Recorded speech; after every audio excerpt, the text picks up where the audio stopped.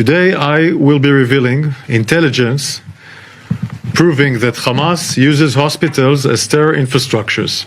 Hamas has turned hospitals into command and control centers and hideouts for Hamas terrorists and commanders.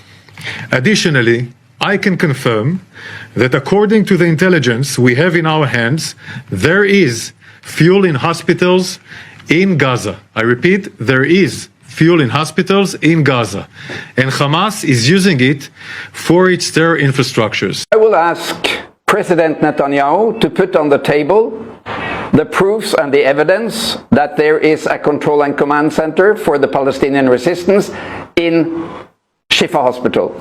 We have heard these claims since 2009.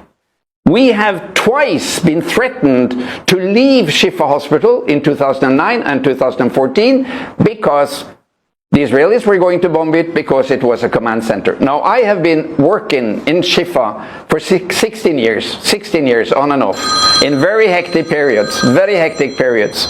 I've been able to walk freely around. I take lots of pictures, I video film, I've been sleeping in the hospital during bombardment. I've been all over. I've never been restricted, controlled. Nobody has ever controlled my picture and documentation material.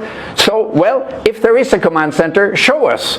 You have pictures and x-ray films of all Gaza, all the tunnels, everything. So why is it that these 16 years of threats that Shifa is a command center has not been given any evidence at all that it de facto is? Now, if it was a military command center, I would not work there because I obey to the Geneva Convention, number one.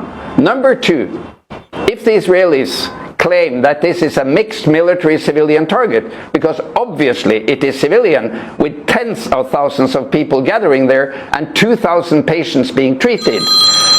If it is a mixed military-civilian target, the civilian precautions take priority over the military. So in accordance with the Geneva Convention, you can't bomb hospitals unless they have very clear military functions.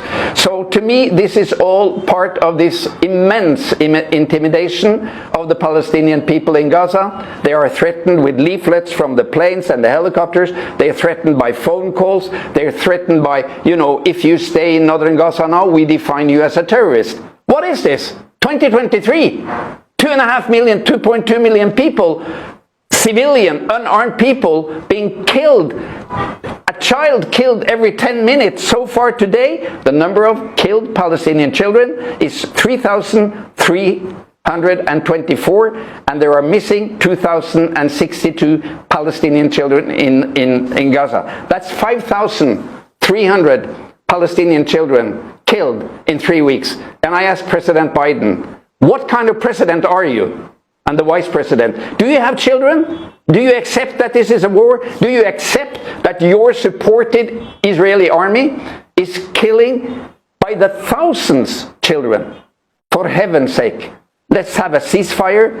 Let's lift the siege of Gaza. Let's let in supplies and international teams to work. My colleagues are overburdened. They have worked night and day for 3 weeks now.